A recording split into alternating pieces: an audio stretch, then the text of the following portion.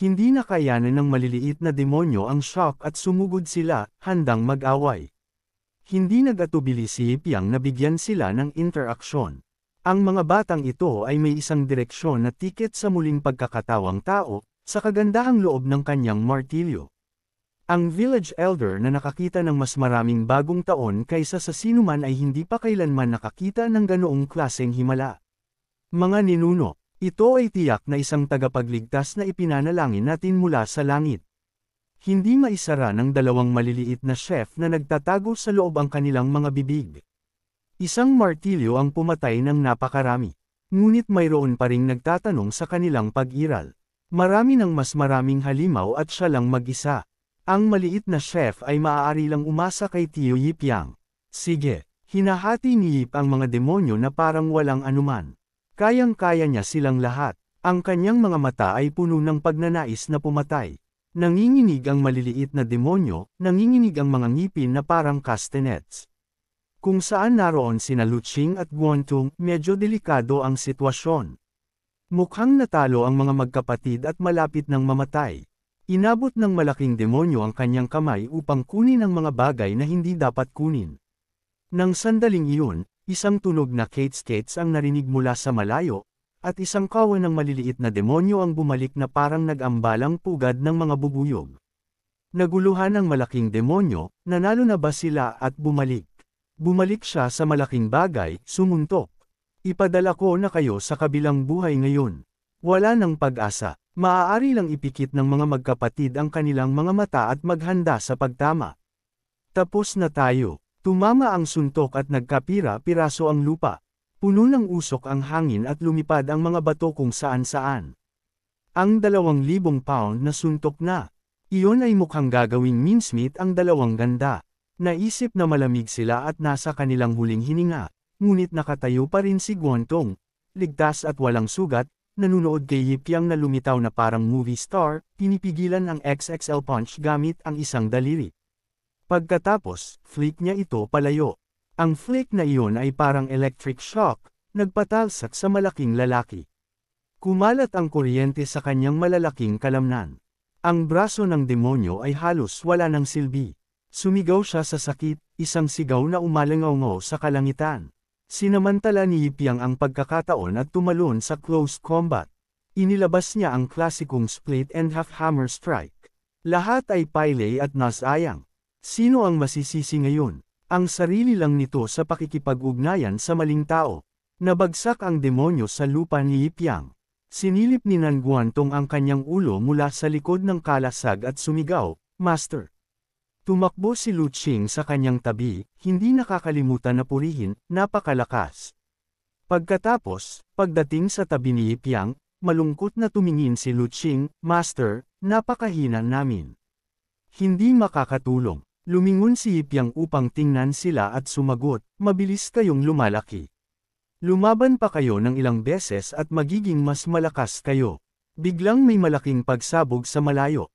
Ang kasuklam-suklam na higanteng demonyo ay umalangaw, "Sa wakas, nakakita ako ng biktima na makakapagpasaya sa akin."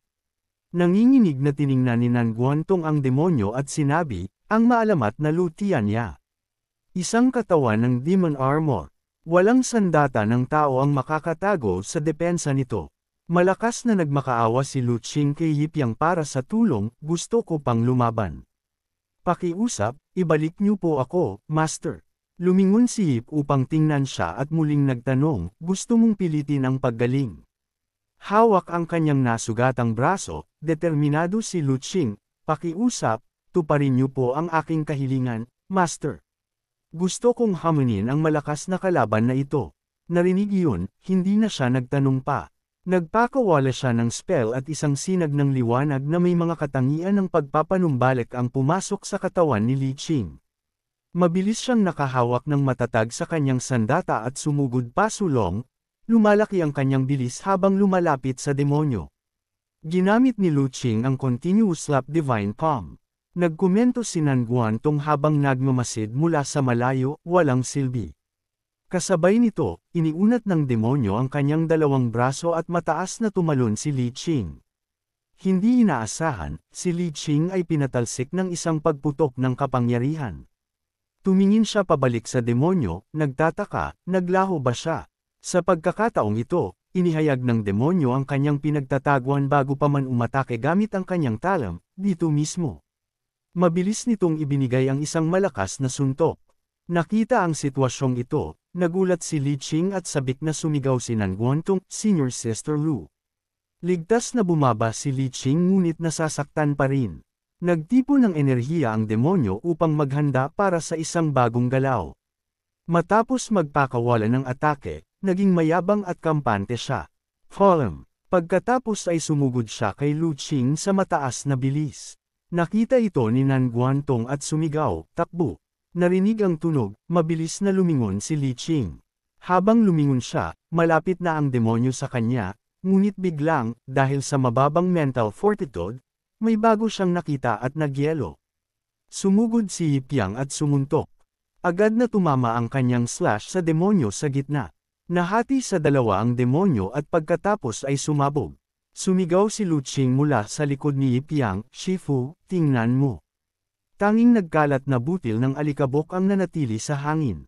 Naisip ni Nan Guantong, ang martilyo ba ni Shifu ay isang divine artifact o kung ano paman. Ilang demonyo na nagtatago sa taas, nagmamasid sa sitwasyon, ay nagkomento, medyo delikado ang taong ito.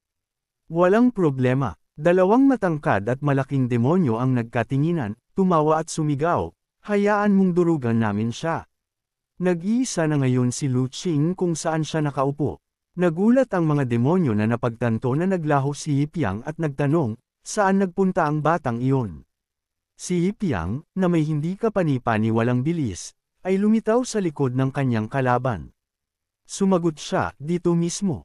Pagkatapos, hawak ang martilyo sa kanyang kamay, winasiwas niya ito at pinutol ang ulo ng demonyo ng paalang. Mabilis na naghiwalay ang ulo ng mayabang na demonyo mula sa kanyang katawan. Ang iba pang mga demonyo, kasama ang Old Village Chief, ay lubos na nagulat. Nagulat si Nan Guantong, awkward na kinurek ang kanyang naunang pahayag, ang martilyo sa kamay ni Shifu ay hindi isang divine artifact. Hawak ni Lu Qing ang kanyang braso, tiningnan siya at nagtapos, si Shifu mismo ay mas nakakatakot kaysa sa isang divine artifact. Ang mga taga-nayon sa assembly hall na dumating upang manood ng kaguluhan ay nagtago sa isang sulok at nagkomento, ang nakababatang kapatid ay tunay na isang Diyos na bumaba mula sa langit. Ligtas tayo. Matapos bumaba ang sitwasyon, huminga ng maluwag si Nan Guantong. Tapos na. Mabuti na lang at nandyan si Shifu. Ngunit hindi inaasahan, sa sandaling ito, nagsimulang umalag ng husto ang lupa. Isang dambuhalang demonyo ang lumalakad patungo sa lahat. Nandito na sila. Lahat sila ay magkakasama. Sigaw nila, napakakatuwa. Ang mahina at maliliit na tao na ito ay talagang iniisip na kaya nilang labanan kami. Nakita sila, lahat ng naruroon maliban kay Yip ay natakot. Ngayon, napapalibutan ang lahat mula sa lahat ng panig. Napagtanto ang bigat ng sitwasyon, nauutal si Nan Guantong, ano ang nangyayari? Hawak ni Lu Qing ang kanyang nasugatang braso, nagtanong ng gulat, hindi ito tama. Ang isang maliit na nayon ay hindi maaaring maging target ng isang demon army. Ano ang nasa nayon na ito? Takot na takot ang Old Village Chief at nanginginig habang sumisigaw, wala na tayo. Isang tsismosa na dalaga sa nayon ang sumigaw habang umiiyak mula sa malayo, ano ang gagawin natin? Kakainin tayo. Si Yipiang, ang tanging nanatiling kalmado, ay sinabi, masyadong maraming maliit na prito. Itinaas niya ang kanyang braso upang tawagin ang kanyang alaga, sinabi niya, hayaan mong maglabas ng kaunti si Xiao An. Sa sandaling matapos magsalita si Yipiang, isang napakaliwanag na ilaw ang sumabog. Elemental Three-Headed Colossal Dragon. Nang sumigaw siya ng dalawang salita ng tawag, isang three-headed dragon ang lumitaw. Ang imahe ng dragon na nagpapakita ay nagdulot ng kilabot sa mga tao at demonyo. Lumitaw ang colossal three-headed dragon sa likod ni Yipiang. Ang mga demonyo na nakakita nito ay nagulat at nakanganga. Tumingin si Yipiang sa ibaba at malamig na sumigaw, linisin ang larangan. Matapos marinig ng dragon ang kanyang utos, lahat ng tatlong bibig nito ay nagbuga ng nagbabagang apoy. Mabilis na kumalat ang apoy at nilamon ang mga demonyo. Matindi silang nasunog, sumisigaw sa sakit. Masigasig na nagbubuga ng apoy ang higanteng dragon at desperado namang sinusubukang tumakas ng mga demonyo, ngunit walang takas. Lahat sila ay nasunog hanggang maging abo isa-isa. Ang apoy ng higanteng dragon ay bumuo pa ng isang nagliliyab na bilog ng liwanag. Patuloy lang ang pagbuga ng apoy. Nangan, tumigil ka sa paglipad ng mataas. Pinag-cruise ni Ipyang ang kanyang mga braso, pumupuri, hindi masama, Little San. Ang mga taga-nayo na nagtatago sa likod ng bangin ay nakatitig ng malaki ang mga mata. Nagyelo rin si Nanguantong sa sitwasyon. Si Ipyang, na lubos na kalmado pa rin, ay pinag-cruise ang kanyang mga braso at nagkomento, mukhang medyo sobra. Ilang lumilipad na demonyo sa langit ang patuloy na nagpuputak ng malakas. Nagladlad ng kanilang pakpak ang mababangas na demon birds at lumipad sa target ng mga demon birds, ang higanteng dragon na nagbubuga ng apoy. Isang bata mula sa nayon ang nakakita sa demon bird at nagulat na nagsalita, ito ay isang Jeshima. Higanteng lion demon. Isa lang sa kanila ay sapat na upang lipulin ang isang buong nayon. Nakita ng mga village elders na lumitaw ang Jeshima at nagpanik, wala na tayo. Binubuksan ng Jeshima ang kanyang bibig upang magtipon ng enerhiya. Sa sandaling sapat na ang kanyang enerhiya, nagpakawala siya ng isang napakalaking pagsabog ng kapangyarihan. Agad na napansin ng isa sa mga ulo ng higanteng dragon ang atake, ngunit agad pagkatapos na tumama ang atake ng Jeshima, nagmasid si Nanguantong mula sa malayo, sumigaw, maliit na anak. Pagkatapos ay matindi niyang tinitigan ang labanan sa harap. Pumuputok ang puting usok sa lugar ng labanan. Mabilis, umalangaw-ngaw ang higanteng dragon na nakatayo doon ng walang galos. Pagkatapos, lahat ng tatlong ulo ay nagpakawala ng isang malaking pagsabog ng enerhiya, ngunit mabilis na umiwas ang atake ng higanteng dragon. Lumipad ang Guima sa isang tabi, nakatitig sa pagsabog. Ngayon, ang higanteng dragon ay lumilipad sa likod ng Guima. Inabot nito ang kanyang mga kuko, mapaglarong tinapik ang balikat ng Jeshima. Mabilis na nabagsak ang Jeshima at sumigaw. Ang kanyang kapalaran ay pareho ng sa ibang mga demonyo, nakabaon sa dagat ng apoy. Lumaki ng lumaki ang apoy na nilikha ng higanteng dragon. Nagsimulang kumalat ang malalaking pakpak ng dambuhalang dragon, nakatayo sa harap ng kanyang nilikha, umalangaw-ngaw ito ng malakas. Kalmado lang na nakatayo si Ipyang, pinagmamasdan ng lahat. Lahat ay nakatitig ng blanko. Ang V-Elder ay sumigaw, Panginoong Diyos ng Dragon. Pagkatapos ay nagpatira pa siya at malakas na sinabi, Salamat. Salamat sa biyaya ng pagliligtas ng buhay ng Panginoong Diyos ng Dragon. Narinig ni Ipyang ang tunog at lumingon pabalik, mukhang naguluhan. Pagkatapos ay nagbigay siya ng thumbs up at bahagyang ngumiti, nag-iisip, basta't hindi kayo nagrereklamo na sinunog ko ang mundong ito. Inihagis niya ang kanyang paningin sa malayo, malinaw niyang nakita na ang isang buong lugar ng lupa ay barren. Di nagtagal, sumikat na ang araw kinabukasan.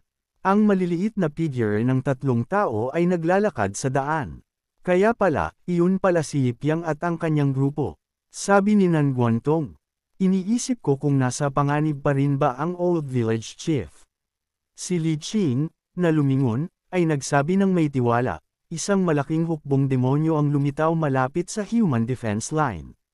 Matagal na nilang pinaplano ito. Ang ganoong uri ng krisis sa high mecha level ay hindi na mauulit. Narinig ito, tumanggaw si Nanguantong na parang naintindihan. Pinangunahan ni Ipyang ang daan, itinuro ang isang daliri sa kalangitan at sinabi, magpahinga lang kayo. Ang taong iyon na nagngangalang Fei Kado Darren ay nasa nayon na. Lumingon siya pabalik, nakangiti, pagkatapos ay sumigaw, nararamdaman ko ang kanyang aura.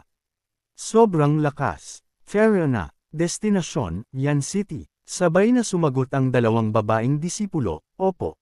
Isang figure ang lumitaw mula sa malabong alikabok. Ang puting buhok na matanda ay pinagmasdan ng sitwasyon, nagtatanong, isang binata ang nagtanggol sa nayon. Ang matandang Benfa ng Four Great Sword Sect ay nagbigay ng papuri, gaano ba kalakas ang batang ito?